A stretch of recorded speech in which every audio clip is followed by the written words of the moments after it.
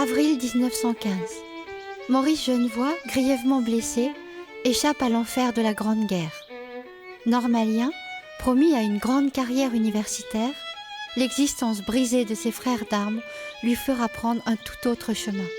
Il écrira, il témoignera, il traduira en mots la beauté de la vie. Écrire, c'est livrer à autrui ce que l'on croit avoir en soi de plus précieux et de plus rare, confiera-t-il. Véritable hymne à la nature, aux animaux et aux hommes libres, son œuvre nous transporte avec passion.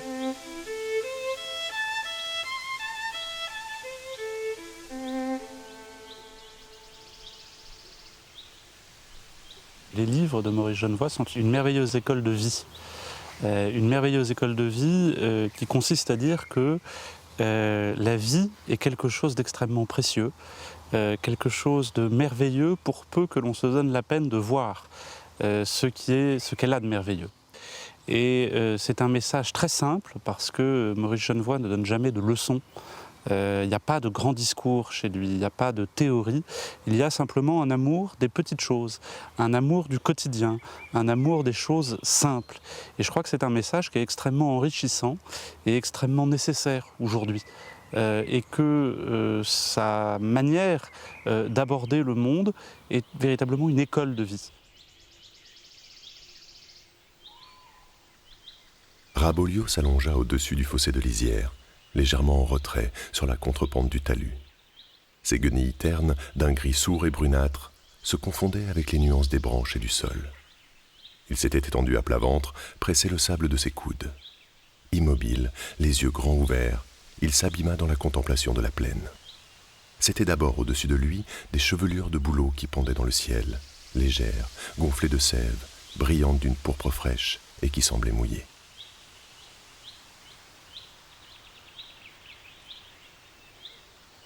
Je pense que quand il était dans la nature, il laissait venir les choses.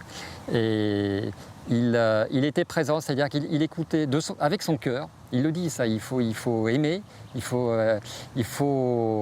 être en nature avec le cœur aimant et les sens vigilants. Donc il y a aussi cette attention sensorielle permanente. Mais il y a plus que ça. Il y a vraiment être au monde, comme on dit beaucoup aujourd'hui, et on a du mal à être au monde. Et Maurice Genevoix, il peut nous rappeler à cela et nous donner des clés, sinon des clés, en tout cas une posture. Il m'a aidé à avoir cette façon d'être pour être au monde, aussi tout simplement que cela, et on en a tous besoin. La tête de Rémi s'était inclinée davantage. Tout à l'heure, lorsqu'il descendait parmi les roches, il s'était dit « La Loire est rudement basse pour l'époque ». Et il s'était dit encore « Faudrait pourtant qu'elle se décide à monter. L'année tourne, sans qu'on ait pu tendre les lignes de fond.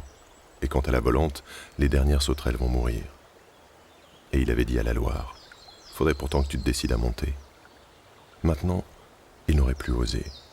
Elle l'intimidait. Une adoration craintive montait en lui, à la voir si calme, si belle dans sa grande pureté froide.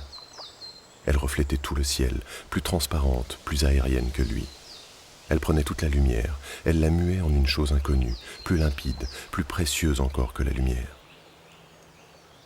C'était la Loire, maîtresse de toutes les heures qui passent, miroir des clairs de lune et des nuits pleines d'étoiles, des brumes roses des matins d'avril, des nuages fins qui raient les couchants de septembre, des longues flèches de soleil dardaient à travers les nuages de l'été.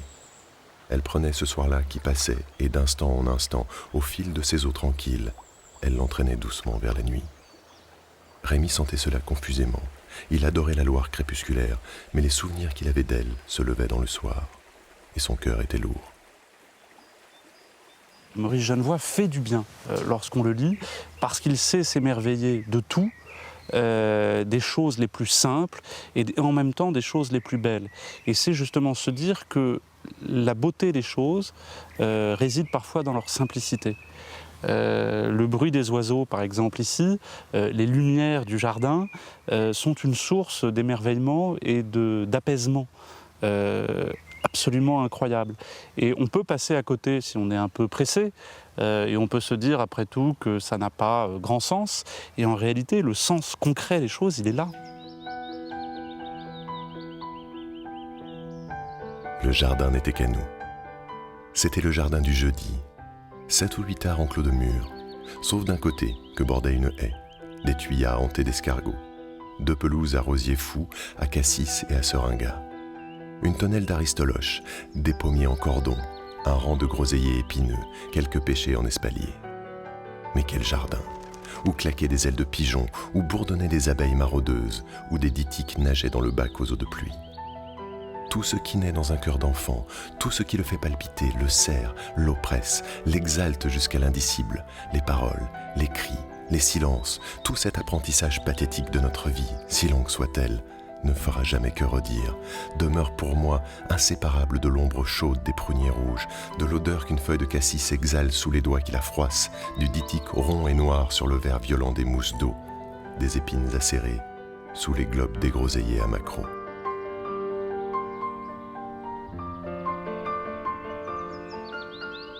Il décrit les choses, il décrit les couleurs, il décrit les mouvements, il décrit les saveurs. Il décrit avec une précision d'entomologiste, de botaniste. Il connaît tous les métiers de la forêt, il connaît tous les métiers de nos bourgs du Val. Et il nous les restitue tels qu'ils étaient en 1900, en 1920, en 1940. Oui, c'est un temps révolu. Mais pensons que tout cela est hors du temps. Qu'il a su leur donner une dimension universelle et hors du temps.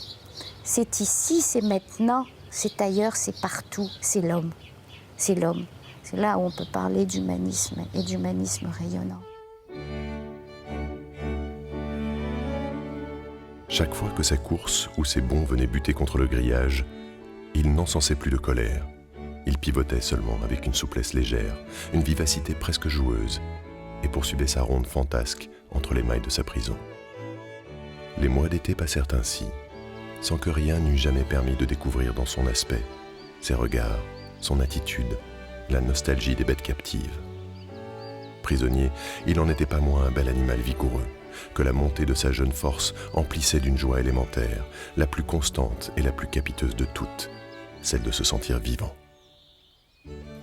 Par les tièdes soirées du mois d'août, il lui arrivait souvent de rester debout sous les arbres, presque immobile, et de regarder sans fin la lumière dorée du couchant qui s'attardait au bas du ciel.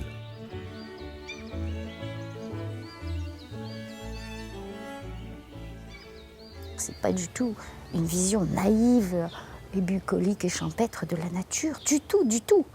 Car il sait les luttes que ça représente, il sait les cruautés que ça représente, mais même pas. Parce que déjà la cruauté parle d'anthropomorphisme. Il n'y a pas d'anthropomorphisme. La nature est ainsi. Elle est telle qu'elle existe, que la création et Dieu l'a faite. Et l'homme n'est rien, il est au milieu de tout ça. Donc se référant à cette immuabilité, cette perpétuité admirable de la nature qui nous dépasse tellement, tellement, c'est là où il va ancrer ses valeurs. J'aimais cet ami fraternel, ce compagnon des premiers jours de guerre. Nous étions l'un et l'autre orléanais. À cause de cela peut-être, et l'épuisement aidant, la solitude lugubre, la nuit déchirée de flammes sombres, je me laissais songer à lui. J'abandonnais la dureté inhumaine que nous nous imposions pour faire front à tant de barbarie. Je cédais à un chagrin d'homme. Ainsi, songeant à lui, à notre commun pays, sans qu'il m'eût fallu rien appeler, rien provoquer, des images de lumière se levèrent, belles, sereines, d'une douceur indicible, à me mettre les larmes aux yeux.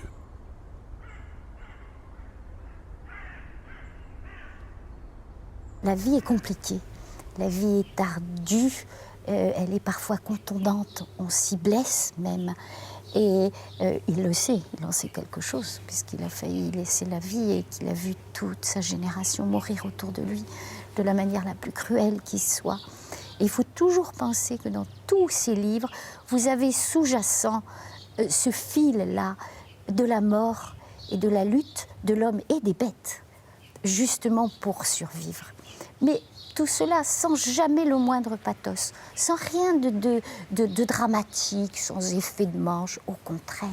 Parce que tous, hommes et bêtes, d'abord aiment la vie, passionnément, et depuis toujours, parfois irrationnellement. Ces personnages, ces héros, quand ils sont simples, ne savent pas pourquoi ils aiment la vie, ils aiment la terre, mais ils l'aiment, et ils le disent. Voilà, je suis ici, c'est cela.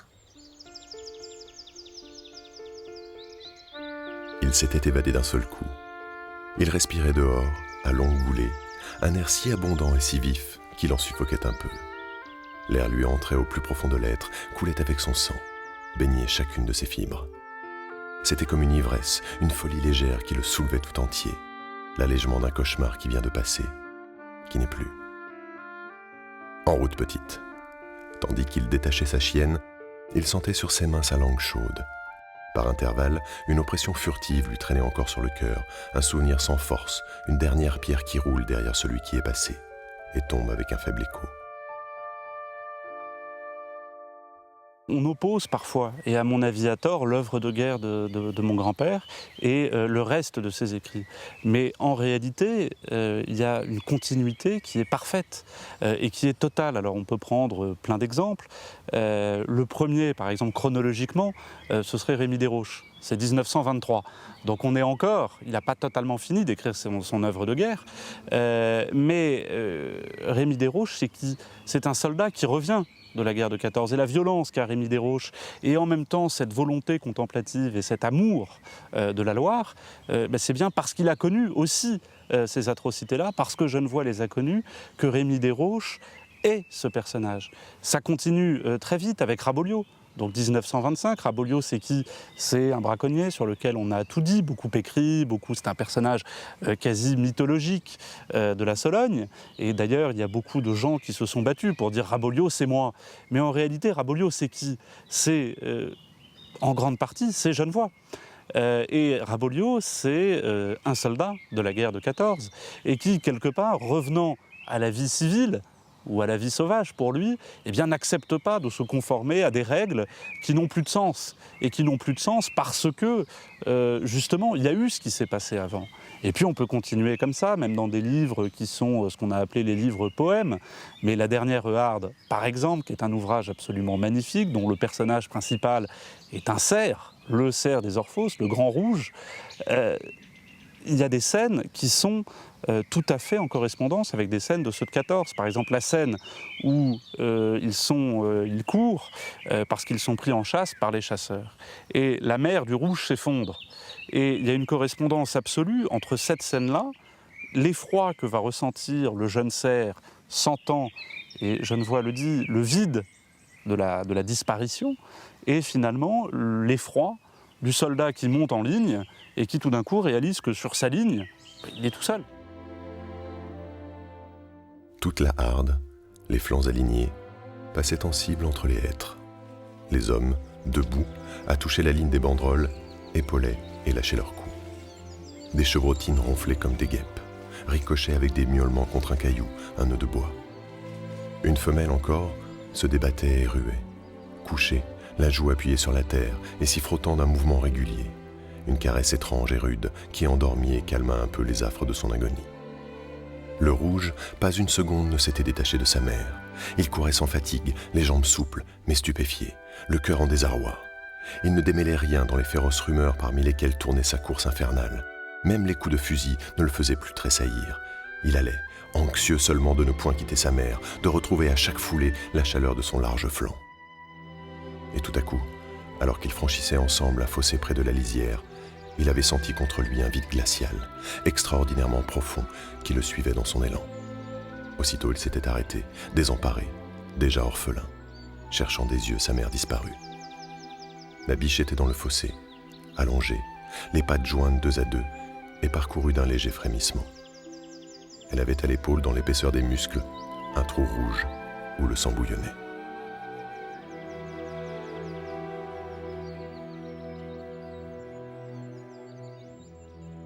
Il passait souvent par le truchement des animaux, finalement, pour dire des choses qui étaient peut-être plus difficiles d'exprimer en passant directement par le langage des hommes. Il ne veut pas que l'homme de Solaire le trouve. Il sait que cet homme le tuera. Comme le renard blessé, il faut qu'il s'enfonce dans le bois, au plus sauvage du fourré. Et ses os craquent, et le bout de sa patte ballotte sous la mâchoire de fer.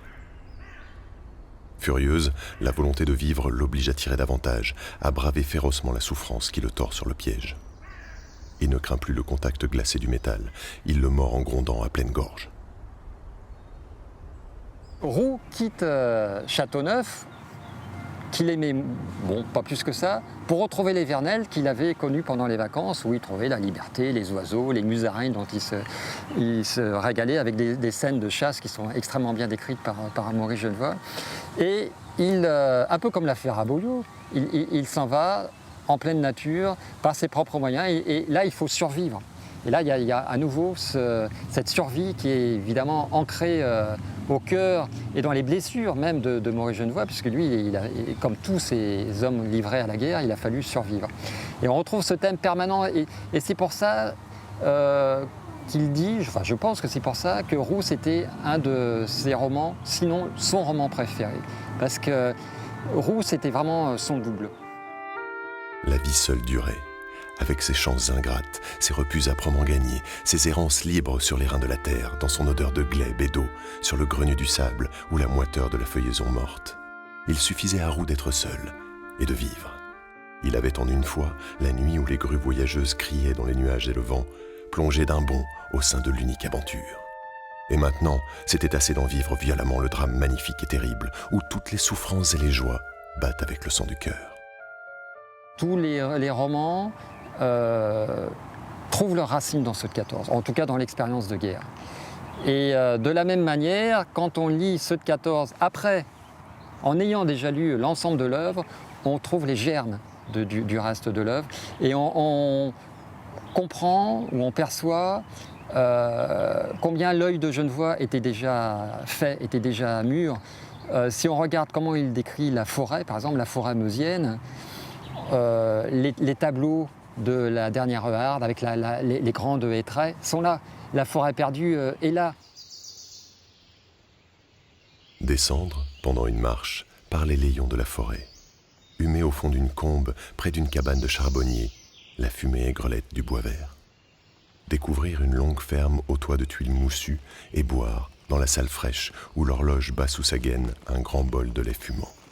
Galoper à cheval sur une route droite et dure au claquement des sabots ferrés, s'arrêter contre un mur de parc et debout sur les étriers, cueillir des thyrses de lilas.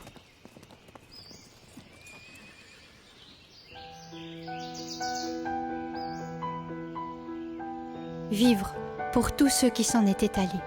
C'est cela que Maurice Genevoix s'était promis. Et il allait la tenir, cette promesse, parce que vivre était un joyau.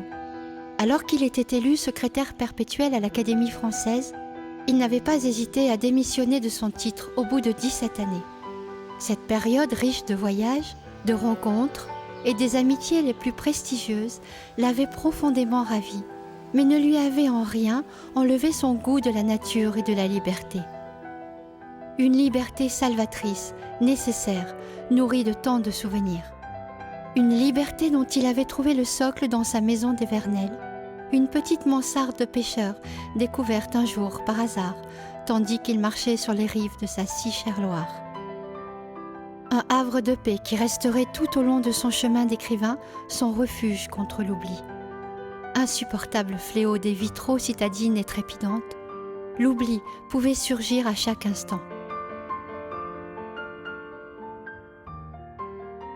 Il disait, finalement, après être rentré de la guerre, j'ai fait du rabiot. Finalement, j'ai fait du rab, j'ai été un survivant. Et effectivement, il n'a jamais perdu la trace de ce très douloureux épisode qu'était la guerre. Mais pour autant, cet amour de la vie, il l'avait bien avant. Quand il était adolescent, il avait déjà réalisé une sorte de guide botanique. Il s'intéressait à la flore, il s'intéressait aux oiseaux, il connaissait très bien les poissons puisque c'était un grand pêcheur déjà tout petit, quoi. À 12 ans, il pêchait des brochets, c'est pas rien. Et donc il avait ancré en lui vraiment cette disposition naturelle auprès du vivant. Et même dès les premières semaines de l'expérience de guerre, il envoie des courriers où il dit j'aime assez la vie pour l'aimer aussi chez les autres.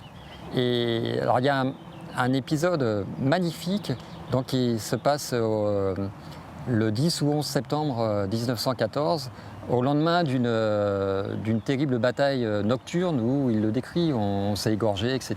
Il y a eu des avancées, un coup de main allemand qui s'est terminé dans la tragédie. Et il évoque une merlette. Alors d'abord dans Sous-Verdun, le premier tome de ceux de 14, qui passe, mais dont on sent très bien qu'elle ranime la vie dans le cœur de Genevois. La vie est là.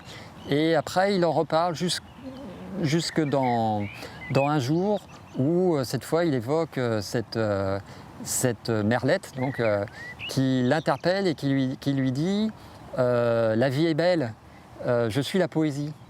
Et il faut avoir la force aussi, le regard de Maurice Genevois pour être capable de capter ça et de reprendre vie dans ces moments aussi difficiles. Le printemps nous battait dans la chair. Je regardais à travers le taillis le poudroiement lumineux des jeunes feuilles, les chatons fauves de pollen. Je regardais les yeux de Galibert, trop brillants sous un voile mouillé. La main de Dast qui cherchait à son flanc la chaleur grasse du terreau. Il a arraché une pousse d'herbe neuve et nous l'a montrée en disant « Ça, c'est de l'herbe ». Galibert ne bougeait plus. Appuyé sur ses paumes, le visage tourné vers le sol, les yeux attentifs et durs. Il semblait regarder quelque chose. Toujours couché, je me suis traîné jusqu'à lui. Et j'ai vu sur une pierre éclatante de soleil 2 insectes bleus accouplés.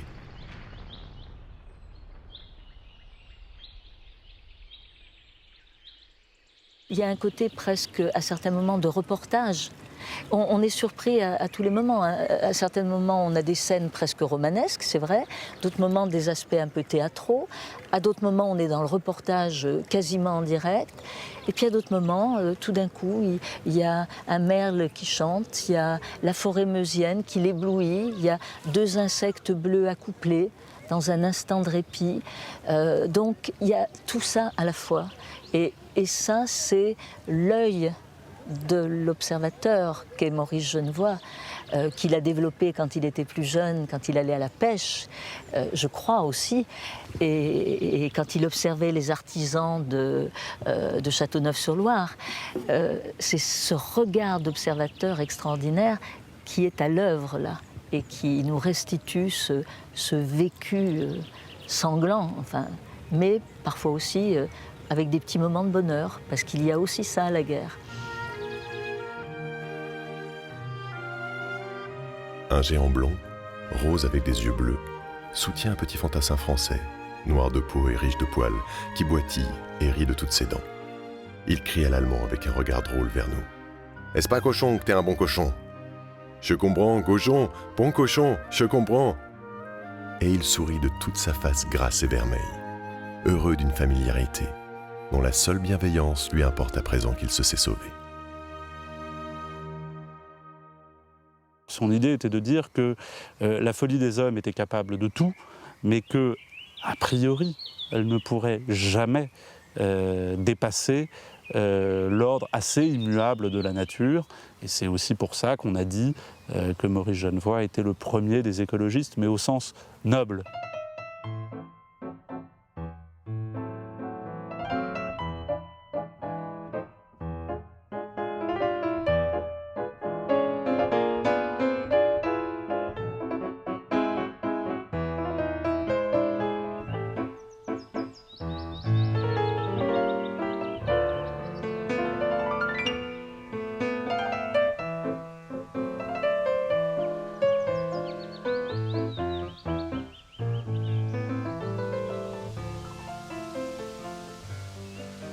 Cet amour de la vie qu'il a, ce respect de la vie qui est né du tragique et de l'horreur, cet amour infini de la vie, il va le chanter sans arrêt parce qu'il est gourmand et qu'il a, lui, l'académicien, que parfois on a un peu brocardé parce qu'il avait un style très secrétaire perpétuel, tu parles.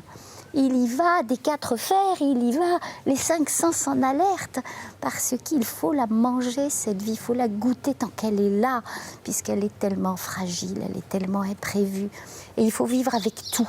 Il faut vivre avec sa tête, parce que c'est ce qui fait la grandeur de l'homme, avec sa culture, parce que c'est la culture qui est libératrice et fondatrice, comme on l'a oublié. La culture libère l'individu. Et il nous le dit sans arrêt, mais toujours avec cet air de ne pas y toucher. Je me suis rappelé, toutes ensemble, les pensées puériles et graves qui m'assaillaient les autres nuits. Cela recommençait chaque fois, une rêverie légère et tendre, pleine de visages, toujours les mêmes. Je marchais d'un pas vif, ne sentant plus mon corps qu'à travers l'allégresse de mes pas. Je me disais, tant les visages étaient proches et réels, il me voit. Que pense-t-il à me voir ainsi, allant seul sur cette route nocturne ? Tout à l'heure, quand la sentinelle m'arrêtera, ils m'entendront lui répondre et ils seront rassurés. J'étais content qu'ils puissent me voir ainsi, jeune, riche d'entrain et de force, soulevé d'un merveilleux espoir. Je n'ai pas changé. Je suis celui qui marchait à vos côtés, le gamin bavard de nos promenades, le même dont vous disiez souvent les larmes aux yeux d'avoir trop ri. Grand fou.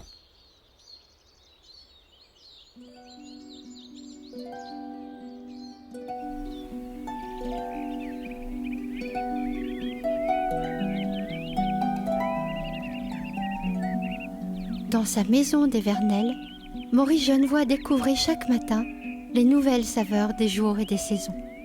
Il était là, profondément ancré dans un présent, son présent, leur présent.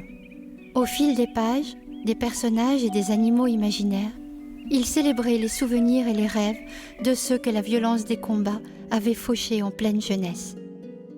Aucun temps n'aurait jamais raison de leur mémoire. Des listes interminables de noms parcouraient le papier. Chacun portait un visage, une façon de parler, de courir, de râler, d'avoir peur ou de rire.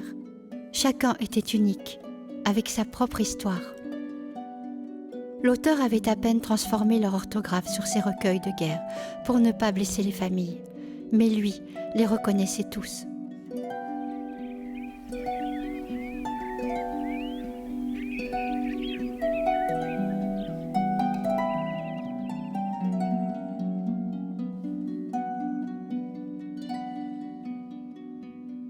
C'est pas une humanité feinte, c'est une humanité vraiment née de la conscience du gâchis et du sacrifice. Et c'est ça, je pense, qui rend les pages de Genevoix incroyablement belles sur Ceux de 14, et notamment la fin de Ceux de 14. Quand il quitte ses frères d'armes, il n'y a pas d'autre mot, c'est pas ses compagnons d'armes, c'est pas ses soldats, c'est pas ses hommes, c'est ses frères d'armes. Et la dernière phrase de Ceux de 14, où il explique à quel point il veut témoigner pour eux, est quelque chose d'incroyablement émouvant, touchant. Et on sent l'authenticité de son message. Notre guerre. Vous et moi, quelques hommes, une centaine que j'ai connus. En est-il donc pour dire « la guerre est ceci et cela » ? Ils disent qu'ils comprennent et qu'ils savent. Ils expliquent la guerre et la jaugent à la mesure de leur débile cerveau. On vous a tués. Et c'est le plus grand des crimes. Vous avez donné votre vie et vous êtes les plus malheureux. Je ne sais que cela. Les gestes que nous avons faits, notre souffrance et notre gaieté, les mots que nous disions, les visages que nous avions parmi les autres visages, et votre mort. Vous n'êtes guère plus d'une centaine et votre foule m'apparaît effrayante, trop lourde, trop serrée pour moi seul. Combien de vos gestes passés aurais-je perdu, chaque demain, et de vos paroles vivantes, et de tout ce qui était vous. Il ne me reste plus que moi, et l'image de vous que vous m'avez donnée. Presque rien. 3 sourires sur une toute petite photo. Un vivant entre 2 morts, la main posée sur leur épaule. Ils clignent des yeux tous les 3 à cause du soleil printanier. Mais du soleil sur la petite photo grise, que reste-t-il ?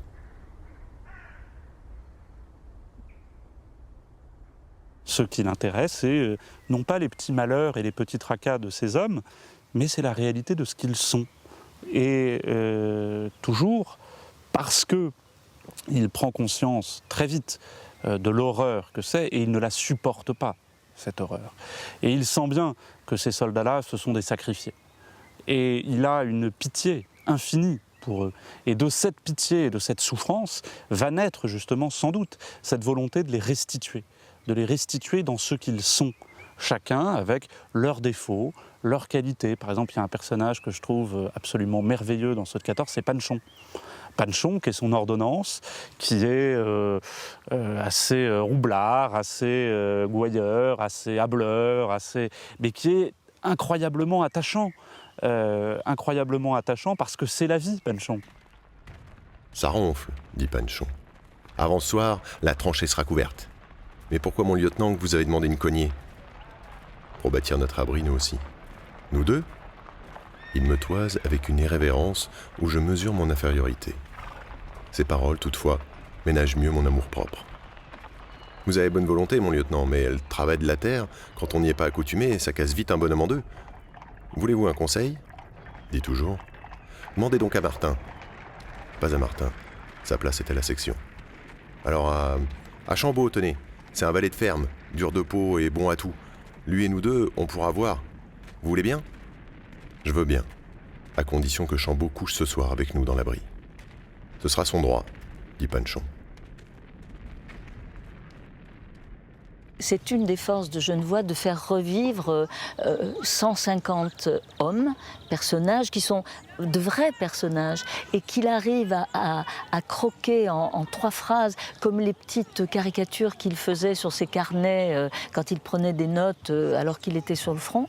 Et puis donc il voit leurs défauts, il voit leurs qualités et surtout il les voit vivre et il les voit mourir.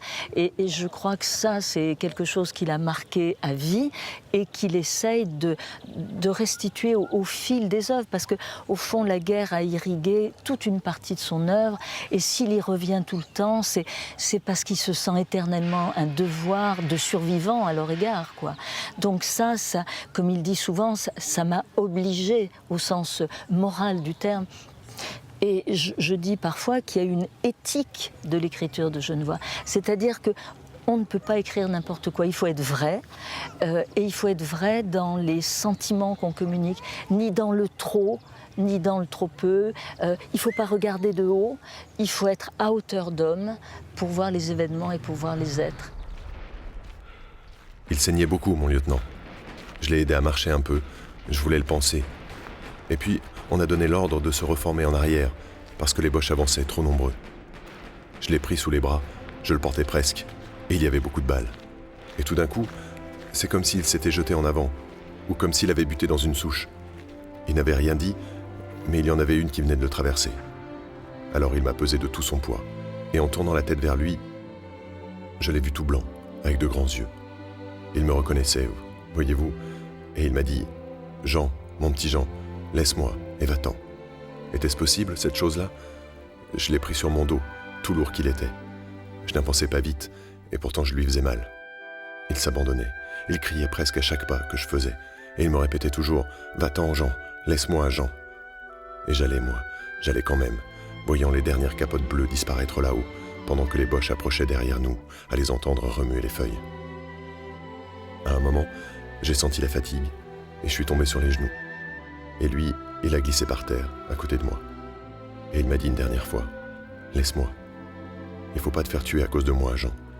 Qu'il en reste un, au moins. » Alors, n'est-ce pas, je me suis penché sur lui, je lui ai pris la tête, et je l'ai embrassé, dans les balles, parce que les Boches nous avaient vus et qu'ils tiraient. Et puis, je lui ai dit adieu. Et puis, je suis parti. Et je l'ai laissé là, lui, à mourir par terre, au milieu de ces sauvages. Les historiens spécialistes de la guerre de 14 parlent d'un phénomène de brutalisation, c'est-à-dire que la guerre a accoutumé les soldats à cette violence. Et ils vont même assez loin, certains vont assez loin en disant que ça a préparé la guerre suivante et les atrocités du nazisme qu'on a supportées parce qu'il y avait eu la guerre précédente d'une certaine façon. Donc Genevois peut-être n'a pas théorisé ça, mais il sait qu'il y a une violence en l'homme très forte et que des circonstances historiques peuvent faire qu'elle s'exprime et presque qu'elle est légitime. Et c'est ça qui l'effraie, d'ailleurs, il le dit à un moment donné. Et quand il parle de cette génération qui était condamnée à tuer ou être tuée, il parle d'un choix ignominieux, c'est-à-dire que c'est une honte absolue qu'on les ait acculés à ce choix. Mais en même temps, c'est un officier obéissant, qui obéit aux ordres. Et comment faire autrement ? Et en plus, toute son éducation le destine à cette obéissance. Donc il ne peut pas faire autrement.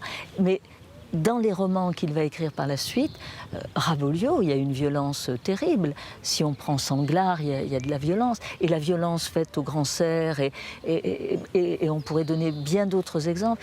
Et la violence de Günther, un des héros de Loreley aussi, elle est très, très grande. Et une violence latente qui ne demande qu'à s'exprimer.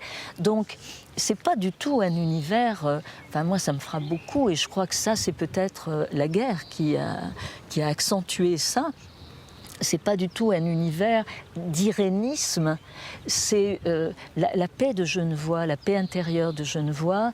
Cette bonté en l'homme, elle est conquise, elle n'est pas donnée. Et il y eut un bond de Rabelais. Son fusil jeté derrière lui, une chute violente de tout son corps rué en avant, et contre son visage, un cri douloureux et aigu, une plainte folle qui le bouleversa. « Pauvre Piaule, je t'ai fait mal ?» Elle s'était effondrée sous son poids, pliant comme une herbe fauchée. Les mains de l'homme, déjà dénouées, sentaient encore la minceur frêle des épaules qu'elles avaient meurtries. Dans la clarté lunaire, il distinguait de grands yeux sombres, pleins d'une détresse animale et poignante. Il la souleva, contractée de terreur. La main tint devant lui toute proche, les doigts fermés autour des poignets grêles. Il y a une véritable cruauté dans Rabelais. C'est terrible. Moi, ça me terrorisait. Parce que je l'ai lu petite. C'est après que j'ai compris. J'ai mieux compris d'abord parce que j'avais lu son œuvre de guerre. Et qu'il l'écrit juste après. Et que Rabelais a fait la guerre. Il rapporte des histoires parallèles, il raconte. Et Rémi Desroches, c'est pareil. Ils sont marqués par la guerre, ces deux hommes. Il y a donc aussi cette quête d'autre chose, de se réenraciner différemment. Parce qu'ils sont fichus pour la vie quotidienne. Ils ne peuvent plus, quand Genevois refuse, le jeune étudiant encore refuse de reprendre l'école, l'agrégation, le contrat décennal. Il ne veut pas. Il n'est plus, c'est fichu pour cette vie-là. Eh bien, Rabelais, Rémi Desroches sont aussi fichus pour cette vie-là. Et ça, c'est très fort. J'ai subi, comme les autres, l'insolidarité des masses, l'égoïsme obligatoire, et je reste déchiré, comme les meilleurs des autres, de cette guerre interne de l'homme avec lui-même, où se reflète la guerre universelle. Est-ce que j'ai du génie? Est-ce que je pouvais autre chose que repasser en bon artisan les outils des bons travailleurs? Je faisais de mon mieux, je te jure.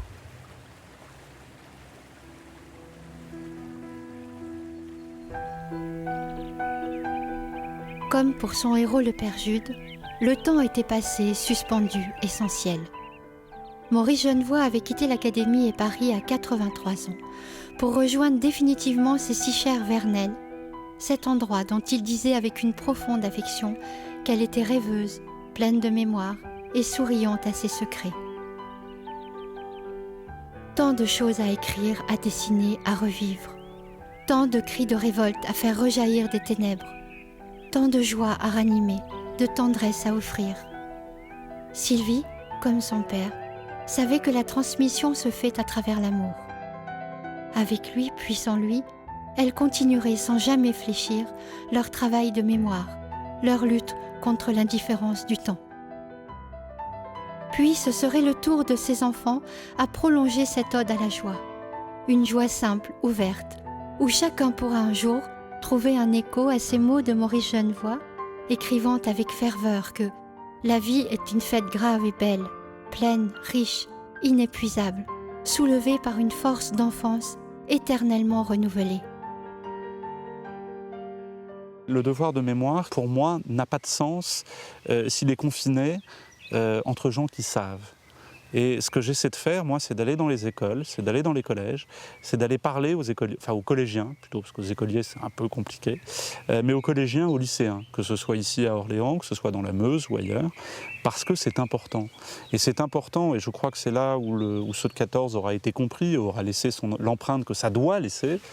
C'est important si les jeunes générations comprennent que parler des anciens combattants, c'est pas quelque chose de ringard. Et Maurice Genevoix disait les anciens combattants, ce sont, dans l'imaginaire d'aujourd'hui, des vieux messieurs en par-dessus, un peu rabougris et qui râlent beaucoup.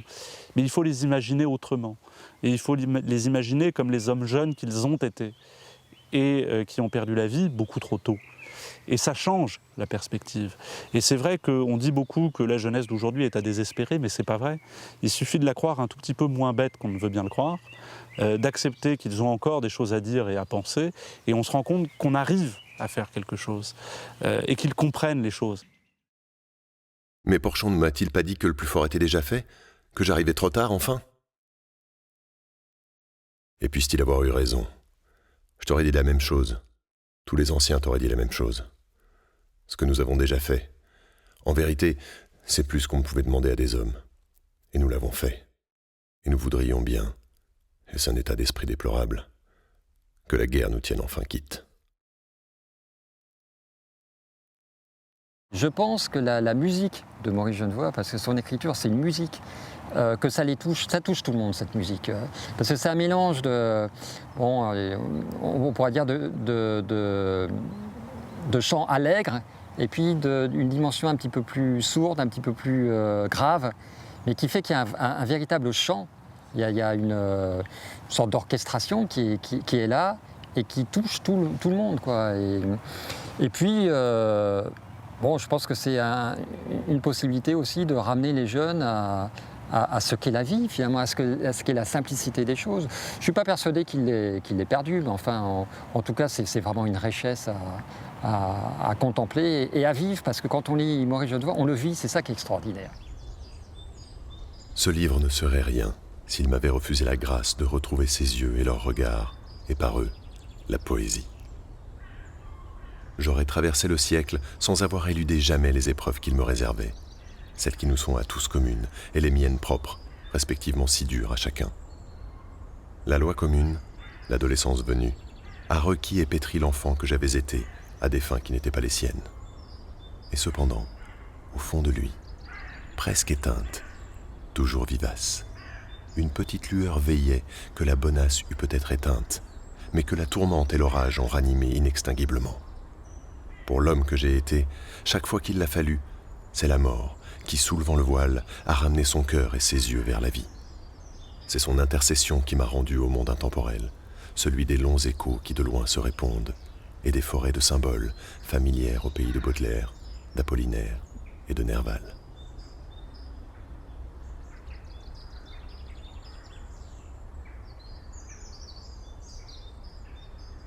Genevoix était un excellent pianiste quand il était adolescent. Après sa mutilation, il a renoncé à jouer du piano. Et je pense que les mots ont été une autre sorte de musique. Enfin, l'écriture a été une autre sorte de musique, une sorte de compensation. Bien sûr que quand il a écrit ses récits de guerre, c'était une catharsis. Enfin, il fallait se délivrer de toute cette horreur et en même temps transformer ça en beauté. Et cette alchimie en quelque sorte de la beauté, il l'a réalisée à la fois, il me semble, par ce vocabulaire qui emprunte à tous les domaines, depuis l'argot du poilu jusqu'au vocabulaire de la botanique, de la forêt, de la zoologie, etc., de la vénerie et que sais-je encore, de la pêche. Bon, et cet amalgame fait donc une langue qui est propre, vraiment particulière à Genevoix. Il y eut d'abord un soupir, un souffle exhalé d'une poitrine. Et de nouveau, un soupir rude et grave. Une buée d'haleine flottait entre les arbres, où des échines bougeaient en ondulant vaguement sur place. Les bêtes étaient encore debout. Elles devaient être nombreuses. Elles demeuraient serrées les unes contre les autres, se réchauffant ensemble à leur chaleur. L'aube commençait à rôder de toutes parts. Les arbres étaient de vieux êtres gris. Les feuilles des ronces, violettes et sanglantes, s'allumaient de ça, de là. Les silhouettes des bêtes grandissaient dans la lueur du crépuscule. Il y avait au moins 10 ou 12 biches, aux longs cous grêles, aux oreilles disproportionnées. Toutes étaient amaigries par l'hiver, le crâne marqué de durs creux d'ombre en arrière de leurs yeux tristes. Les bois des cerfs soulevaient leurs branches. Les jeunes biches et les hairs de l'année semblaient jucher sur de raides pattes ossues, trop longues pour leur corsage étroit. Mâles et femelles, ils se ressemblaient tous, sauf un jeune mâle au poil ardent, aux lignes déjà musculeuses.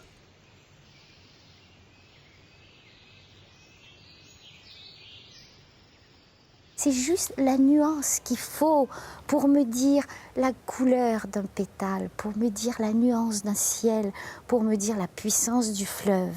Notre langue est là. C'est une caverne d'Ali Baba. Tout y est. À nous d'aller puiser à ce trésor-là et de restituer à chacun juste le mot qu'il faut, celui qui va dire la nuance infime et qui va nous enchanter. Et il fait ça en permanence, avec une évidence. Parce qu'il y a aussi ça, son écriture est extrêmement travaillée. Il le dit d'ailleurs qu'un livre, ça ne se fait pas tout seul, ça ne se fait pas en chantant sous la douche, qu'il faut s'y forcer, que parfois c'est difficile, c'est cruel même. Mais quel résultat! Et tout ça est là, qui chante avec cette musique, des mots qui sont comme des cailloux de Loire qui roulent doucement quand c'est l'étiage et puis violemment quand l'eau est en crue. Tout ça passe dans cet univers-là. Voilà des jours maintenant que les fougères ont déroulé leurs crosses, soulevé leur insensible crue vers l'étiage vert de leur sommeil. Leurs palmes, sous le couvert des pins, se touchent et se confondent en une immense nappe immobile. Les fûts des pins rougeoient d'un feu profond, comme éclairés d'une lueur secrète que diffuserait le cœur des arbres. Aux lisières, les touffes des genêts semblent se courber sous des ailes, une migration de papillons d'or qui ne peuvent plus s'envoler. Amère et chaude, l'odeur des fleurs ondule sur la genêtière comme un souffle de pâmoison. C'est la torpeur de l'été. Les fleurs choient au brûlant soleil. Par un midi torride, le promeneur solitaire entendra, seul bruit dans toute la forêt, le pétilis pressé des gousses qui éclatent par centaines et qui lancent à la volée leur chapelet de menues graines rondes.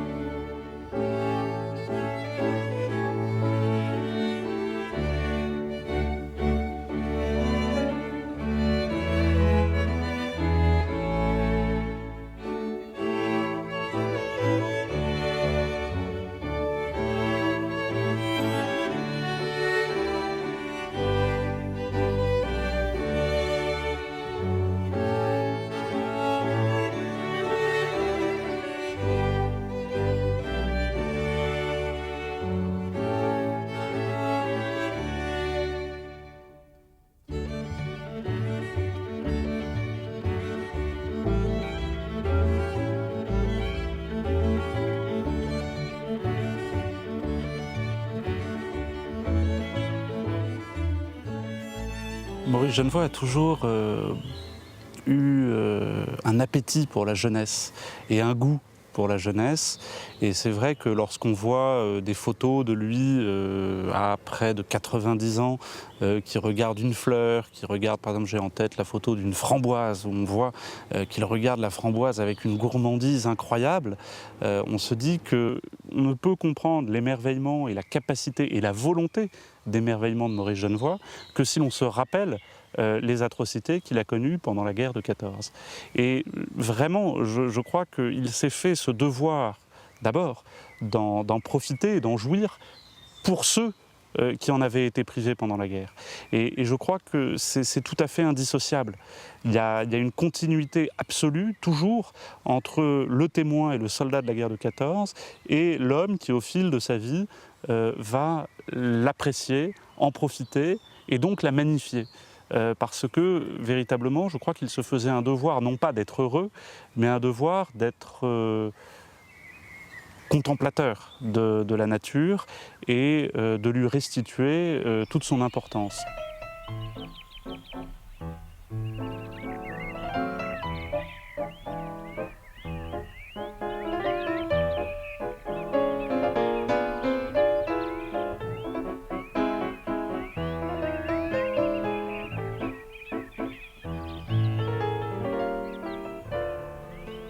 Tous ses amis le disent, il avait cette pétillance juvénile que ce vieux monsieur avait gardé là, son enfance à portée de main, et gardé cet humour, et cette envie de rire et de croquer la vie jusqu'à ses derniers jours.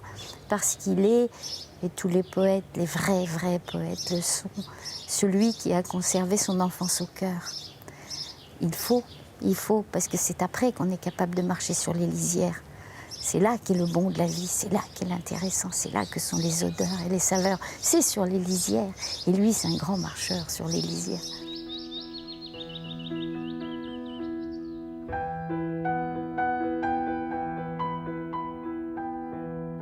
Maurice Genevoix quittait notre monde le 8 septembre 1980. Il laissait derrière lui une œuvre gigantesque. Romans, essais, dessins, contes allaient désormais nourrir notre présent.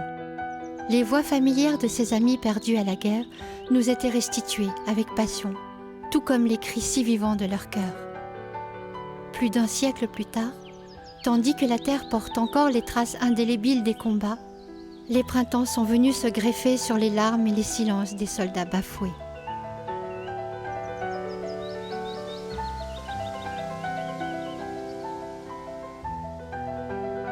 Longtemps victimes de la censure, certains passages du grand recueil de Maurice Genevoix, ceux de 14, furent recorrigés par l'auteur lui-même pour que les paroles, comme les printemps, demeurent à tout jamais les plus grandes victoires des hommes libres.